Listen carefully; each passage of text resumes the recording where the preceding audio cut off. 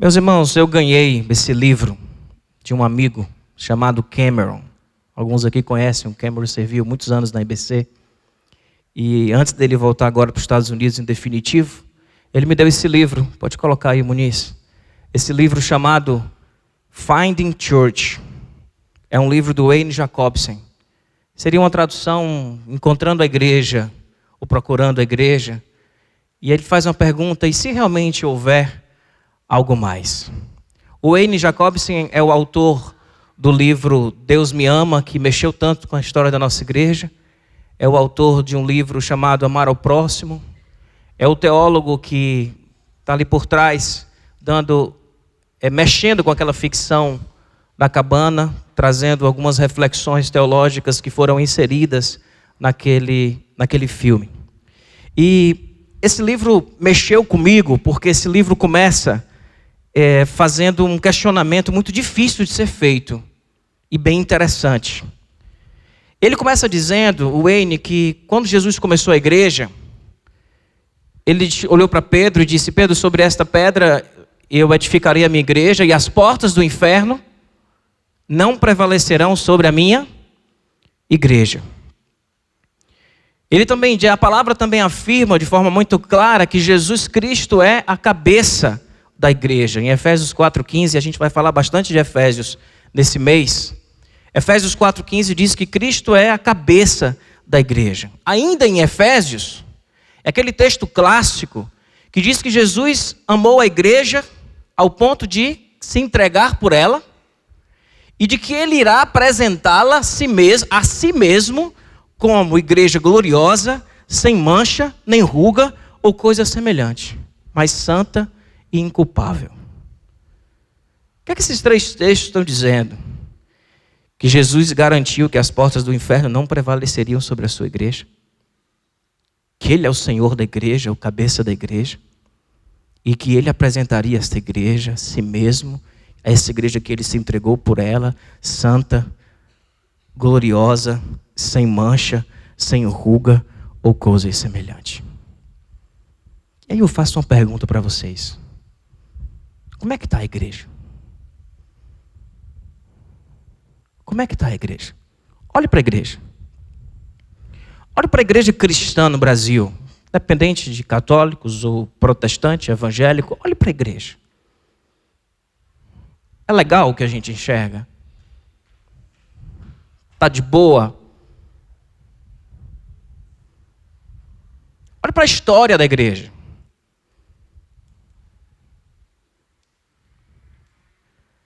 É difícil, né? Parece que ao olharmos para tudo isso, e eu não falo isso com alegria, eu falo isso com tristeza, eu falo isso com meu coração sofrendo, definitivamente nós não encontramos algo legal quando nós olhamos para essa igreja. Eu posso ver uma igreja cheia de hipocrisia, de religiosidade, de legalismo, de disputa de poder, com sectarismo dentro de nossas bandeiras e bandeiras denominacionais, tratados e tratados, os doutrinários, os teológicos, que mais nos diferenciam e nos afastam do que nos unem. Eu vejo muita gente ferida por essa igreja. Eu conheço algumas. Pastores cometendo suicídio, cada vez isso está mais frequente. Tanto que estão parando para conversar sobre isso. E definitivamente é uma igreja que não cai na simpatia de todo o povo. Diferente da igreja de Atos. Não cai, pois não reflete o amor. Há quem diga que não cai na simpatia porque não se rende a este mundo, não se molda a este mundo, e por isso o mundo irá sempre odiá-la, porque Jesus disse, e a palavra diz que o mundo nos odiará. Ao mesmo tempo, a igreja que exala o amor, ela cai na simpatia do povo em Atos, e a cada dia o Senhor ia acrescentando aqueles que iam sendo salvos. Eu estou escrevendo um livro, meus irmãos, chamado Um Novo Jeito, e eu não sei quando que esse livro vai sair. Eu acho que vai ser, eu vou estar vivo ainda, quando ele sair. E eu separei um trecho um trecho de um capítulo que eu escrevo, que o capítulo é o fim da religião. Eu falo dos castelos que a religião constrói. Os castelos que esta igreja institucional, institucionalizada, poderosa, constrói. E eu digo o seguinte: a religião constrói castelos que mantêm as pessoas presas a ilusões. Castelos que encantam os olhos, mas que machucam o coração. Castelos cheios de beleza e entretenimento, que mais produzem o vazio do que uma vida cheia de propósito. Castelos que manipulam para se manterem às custas da alienação do povo. Castelos lindos por fora e podres por dentro. Castelos com paredes de ouro, com mesas cobertas de linho fino e portas fechadas com ferrolhos de bronze, onde a justiça não pode entrar. Castelos com salas e salas de respostas prontas, onde qualquer problema pode ser resolvido. Castelos que usam seus súditos cheios de culpa e medo como mão de obra fiel para fortalecer o império. Castelos cheios de oportunidades para o orgulho e a vaidade prosperarem. Castelos que na força do eu e do suposto nós se tornam poderosos e inabaláveis. Castelos com ídolos humanos, considerados divinos, que com seus discursos e músicas mantêm o povo prostrado em adoração. Eu enxergo essa igreja. E eu não estou aqui defendendo a ideia de uma igreja perfeita, porque isso não seria bíblico. Mas não podemos olhar para tudo isso e ficarmos satisfeitos. Parece, meus irmãos, que as portas do inferno estão prevalecendo.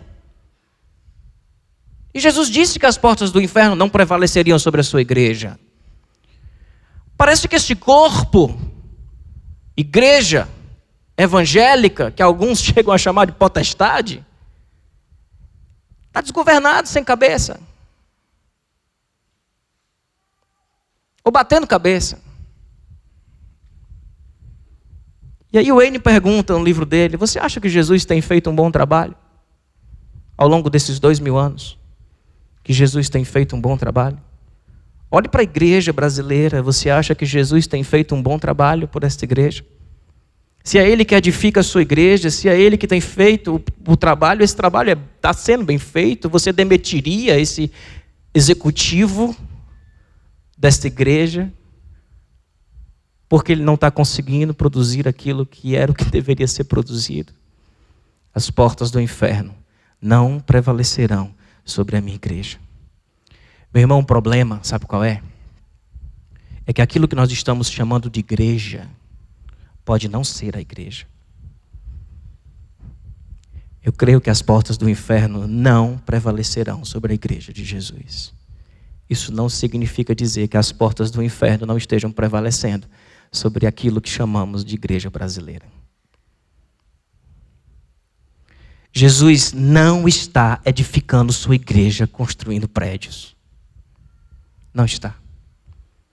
Jesus não está edificando a sua igreja realizando eventos e congressos. Não. Jesus não está edificando a sua igreja fazendo shows. Jesus não está edificando a sua igreja abrindo filiais. Jesus não está edificando a sua igreja trazendo pessoas para o hall de membros de uma instituição. Jesus não está edificando a sua igreja multiplicando grupos pequenos. Isso tudo pode ser da igreja, mas não é o mais importante. Isso tudo que eu falei pode envolver a igreja, mas não é a igreja. E nós olhamos para a igreja, olhamos para a instituição, olhamos para a obra que os homens têm feito e temos dito, não está legal. Mas existe uma igreja que Jesus está construindo. E esta igreja, as portas do inferno não prevalecerão sobre ela. A igreja pode existir dentro de tudo isso que eu falei, evento, congresso, mas ela não se resume a isso. Ela não cabe dentro das nossas bandeiras. A igreja de Jesus Cristo não cabe dentro das nossas bandeiras. Ela existe para além das nossas fronteiras denominacionais, para além das nossas fronteiras teológicas.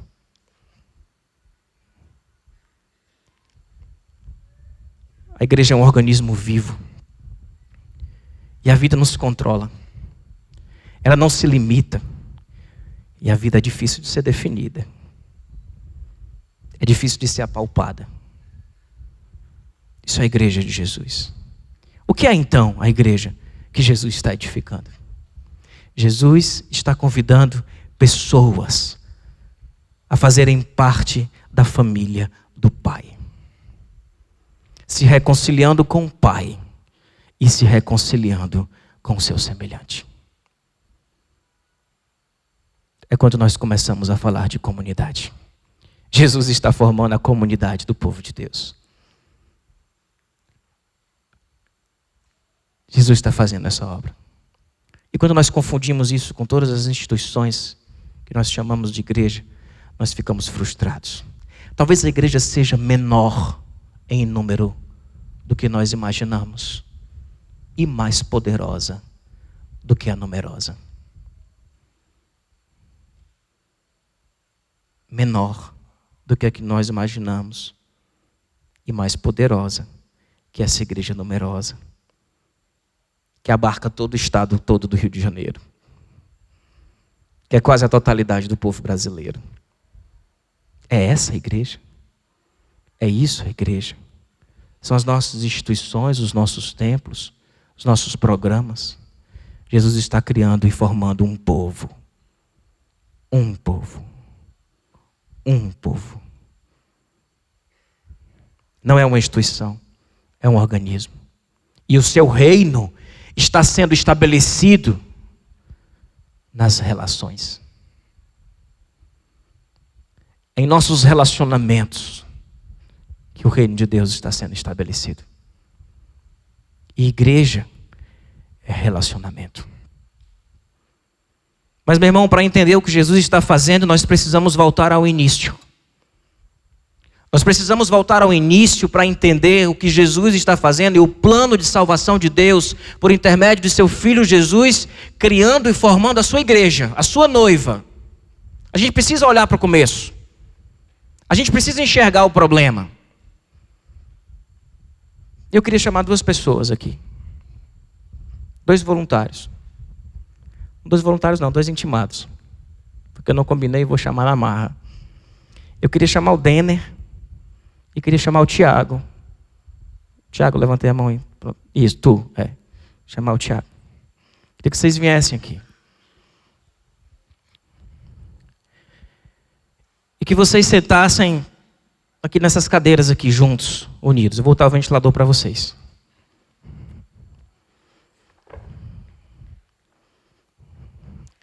Obrigado por se disponibilizarem, viu?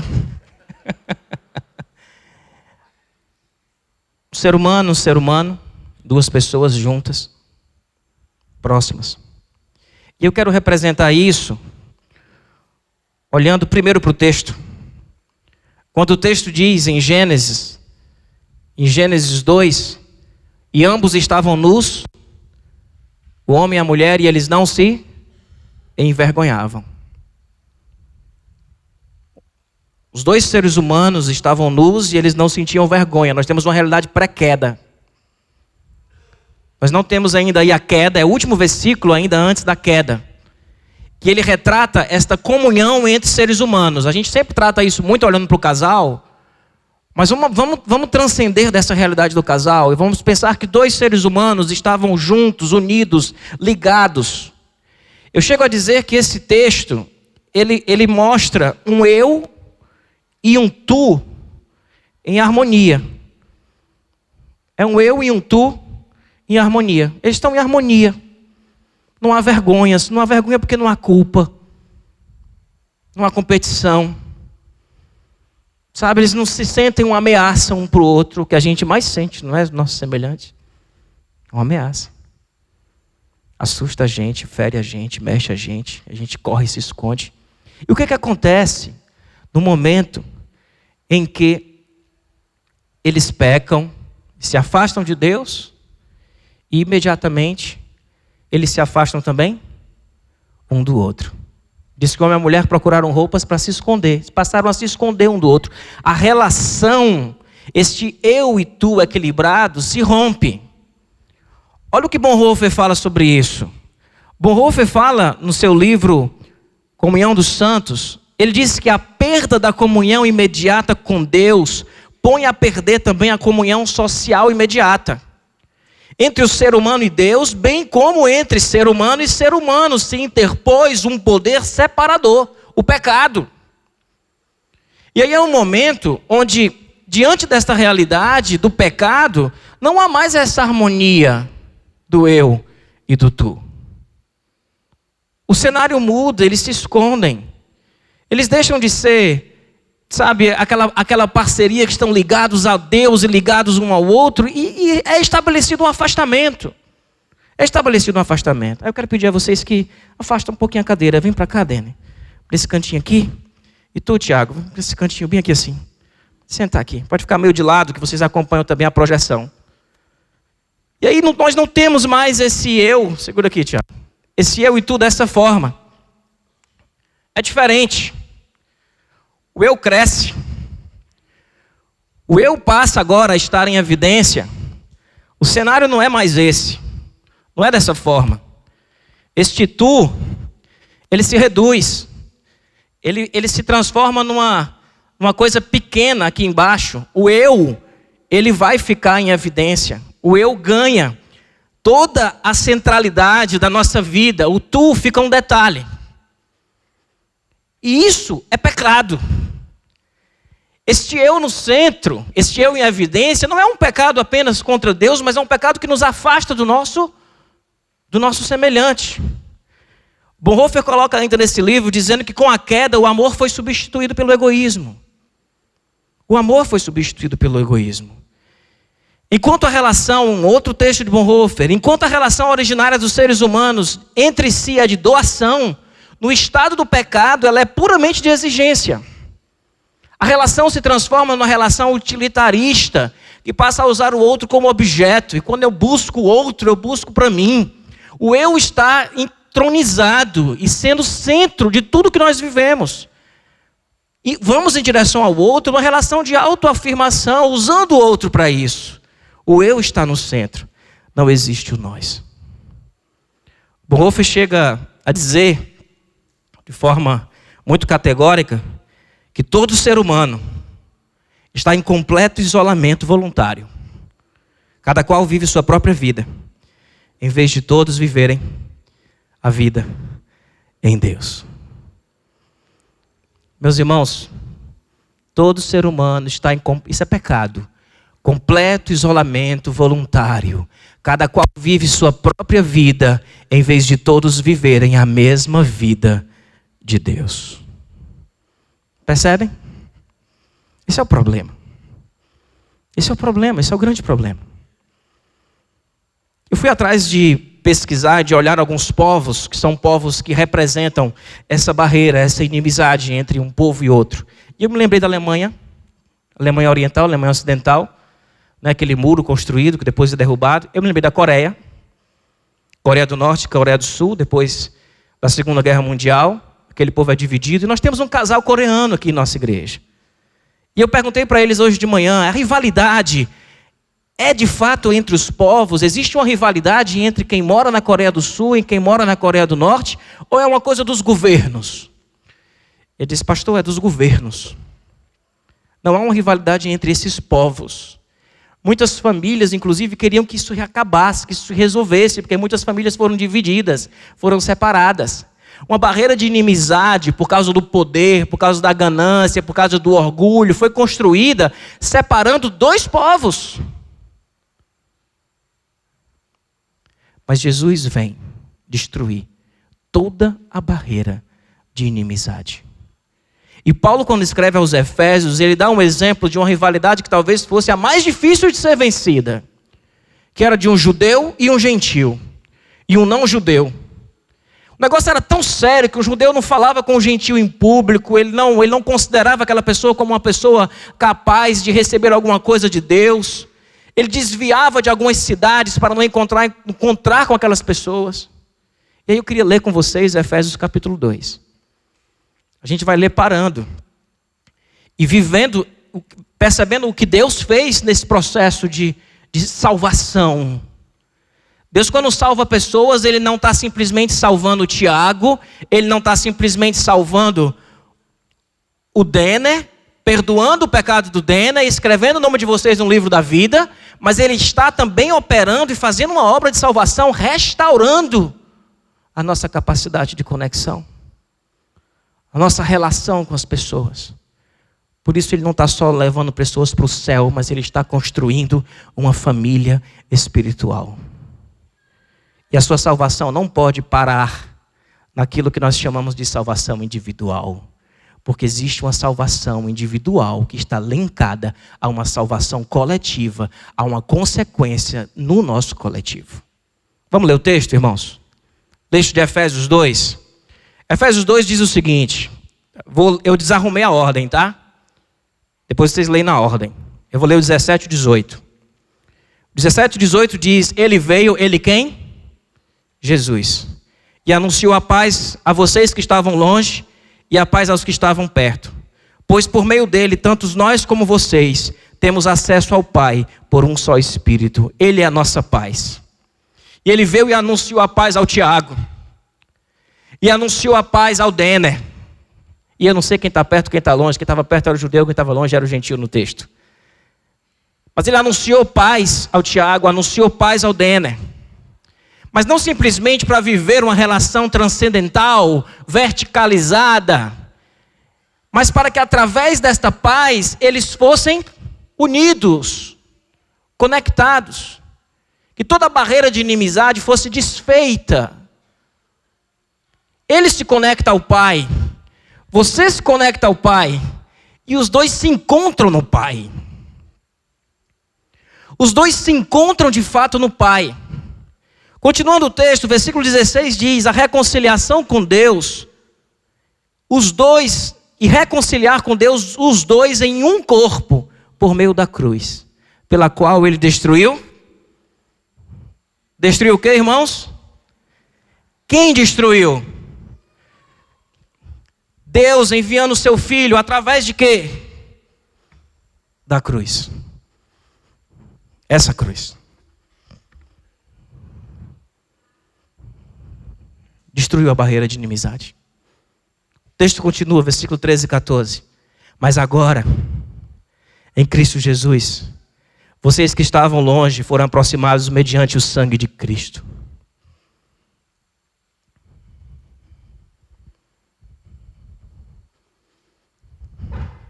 O sangue que nos purificou, que nos perdoou, por intermédio do sangue de Cristo. Pois Ele é a nossa paz, o qual de ambos fez um e destruiu a barreira, o muro de inimizade. A morte de Cristo da cruz não fala simplesmente de uma salvação de seres individuais, mas ela fala da construção de uma comunidade, que é a comunidade do povo de Deus. De pessoas que foram religadas ao Pai e religadas uma à outra por intermédio do sangue de Cristo, que tira toda a barreira de inimizade que existe em nossas relações. O texto continua e diz: portanto, vocês já não são estrangeiros nem forasteiros, mas concidadãos dos santos e membros da família de Deus. Nos tornou membros da família dele. A igreja é uma família. Nós somos irmãos. Estava na sexta-feira conversando, perguntaram: mas porque tem irmão que chega e é tão difícil. E a gente falou: mas não é isso, né? Quem é que escolhe irmão? Você escolhe mulher, namorada. Irmão a gente não escolhe. Você escolheu o seu irmão, meu irmão? Quem tem irmão aqui, levanta a mão. Irmão mesmo, aquele irmão mesmo de carne, de sangue. Você escolheu o seu irmão? Na família de Deus também é da mesma forma. Nós não escolhemos os nossos irmãos. É nossa família espiritual. É nossa família espiritual. E Jesus é a pedra. Tendo Jesus Cristo como pedra angular, Jesus é a pedra. E aí, Deus vai fazer uma obra neste eu, neste tu. E o texto diz o quê? Quando Paulo diz: estou crucificado com Cristo, agora não vivo mais eu, mas Cristo vive em mim. A conversão é ou não é uma renúncia do eu? Não é ou não é o crucificar-se também da sua vaidade, do seu orgulho, arrepender-se disso, ter a obra do Espírito fazendo diferença na tua vida? E aí a gente pode tirar isso aqui. Porque na hora que o Denner se aproximar da cruz e o Tiago se aproximar da cruz, vocês vão se encontrar. É simples assim. Denner, bota a cadeira ali perto. Tiago, se aproxima da cruz. Se conecta aí com o Pai. E neste lugar, vocês se encontram. Indo em direção à cruz, nós encontramos uma família, nós encontramos um povo. E Deus tem propósito com esse povo. Propósito para além deste povo e propósito com o próprio povo. Viver em comunidade é desafiador. Desafiador. E sabe de uma coisa, meus irmãos? Há muita cura. Quando a gente vai só para a cruz, não se conecta com o outro, a gente não vive toda a cura que a gente tem para viver. Tem cura que Deus quer fazer nessa relação, através dessa relação, mas isso é assunto de domingo que vem. É nessa relação que Ele quer fazer. E Deus, Ele mora em nós. Versículo 21 e 22. No qual todo edifício é ajustado e cresce para tornar-se um santuário santo no Senhor. Nele vocês também estão sendo juntamente edificados para se tornarem morada de Deus por seu Espírito. E aí nós percebemos de forma muito clara, e a Bíblia é muito categórica em afirmar que o Espírito Santo de Deus habita naquele que crê. Tendo nele crido, Efésios 1,13, tendo nele crido, foste selados com o Espírito Santo da promessa. É o penhor, a garantia da salvação. O Espírito no Tiago. O Espírito no Denner.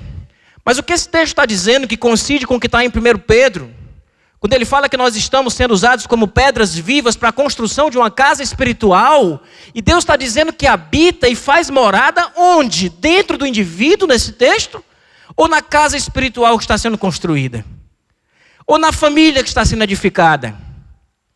Parece que há assim nesse texto uma consciência de que Deus mora no meio do seu povo. Ele habita sim no coração de pessoas, mas Ele habita nas nossas relações. Ele habita no coletivo. Deus não é partido de forma desconectada ao coração individual de um ser humano. Deus, ao habitar no Denner e habitar no Tiago, Ele habita neste coletivo. Ele habita nessa relação. E o nosso desafio é viver o reino nesse espaço. Bonhoeffer chama esse espaço de espaço sagrado. Ele diz, existe um espaço sagrado entre as pessoas. Porque é nesse espaço que o reino é estabelecido. O que esse texto está dizendo é que Ele mora nesta casa espiritual que está sendo construída, que está sendo edificada nesse edifício. É mais uma figura de linguagem, como tantas outras para retratar a igreja e realidades espirituais. Deus habitando nesse edifício, habitando nesta família, habitando neste corpo. Individualmente no coração de pessoas, mas habitando nesse corpo. Você crê que você tem o Espírito Santo de Deus habitando em você? Esse mesmo Espírito que habita em você, habita em você. Em você, em você, em mim, em você, em você. Isso nos conecta. Isso nos torna povo. Isso nos torna família. Isso nos torna irmãos. Isso não é algo que você possa escolher não viver.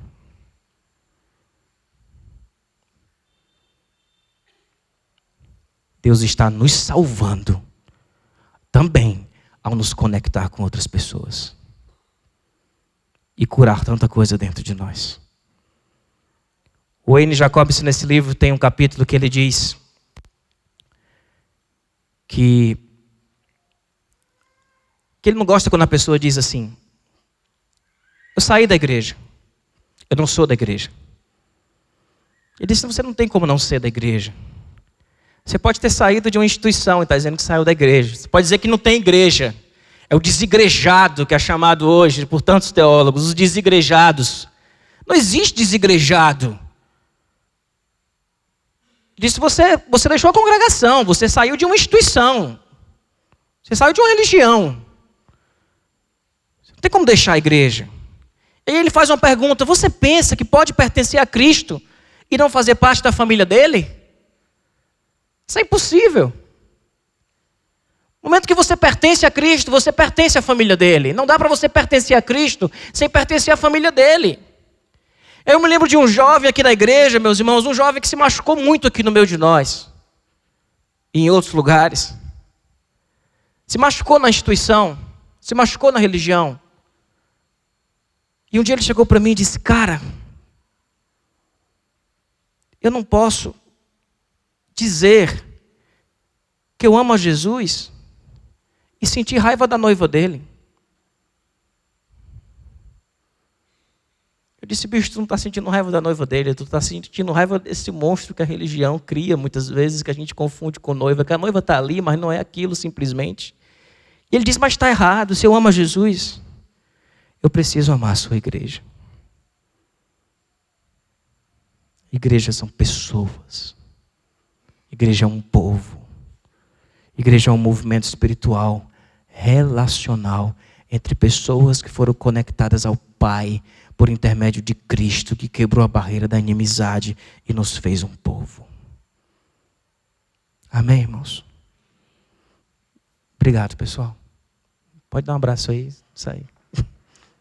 Eu peguei de manhã, uma salva de palmas aí para eles. Pode deixar a cadeira aí. De manhã eu peguei um pai e um filho. E hoje eu peguei duas pessoas que não se conhecem. O Tiago é um servo de Deus. O Dena é um servo de Deus. São pessoas com chamados, com vocações, com dons. Vocês estão conectados, mesmo sem se conhecerem. Vocês fazem parte da família de Deus. E eu queria encerrar com um texto.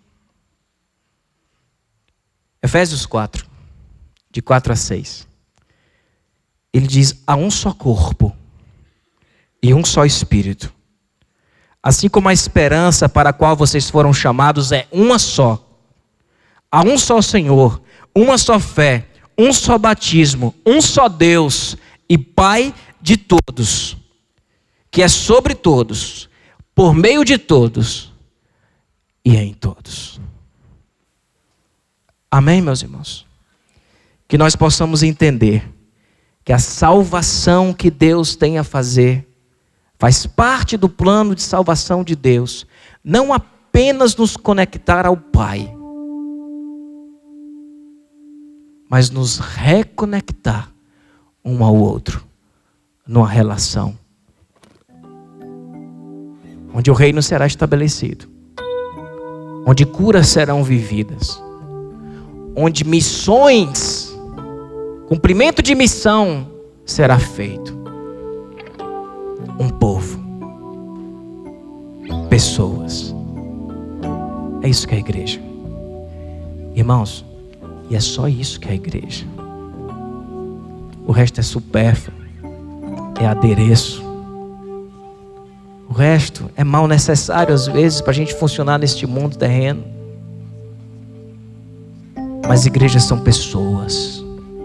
É gente vivendo em comunhão com gente. Deus está restaurando. Eu chego a perguntar, você acha que você precisa de cura nas suas relações?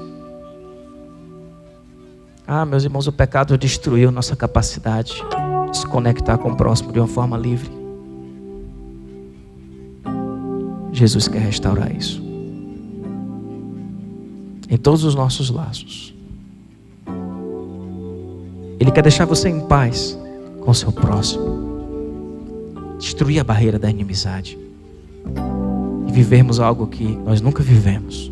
A gente vai viver isso onde, pastor? Nos grupos pequenos. A gente vai viver isso onde? Nos eventos, nos churrascos que a gente vai fazer. A gente vai viver isso nas nossas relações. Não importa o lugar que você se relaciona, este é o lugar de você experimentar a igreja. Comece a viver isso dentro da tua casa, a viver relação espiritual dentro da tua casa, a viver esse milagre de salvação dentro da tua casa, onde você será conectado ao outro pelo sangue de Cristo. Amém?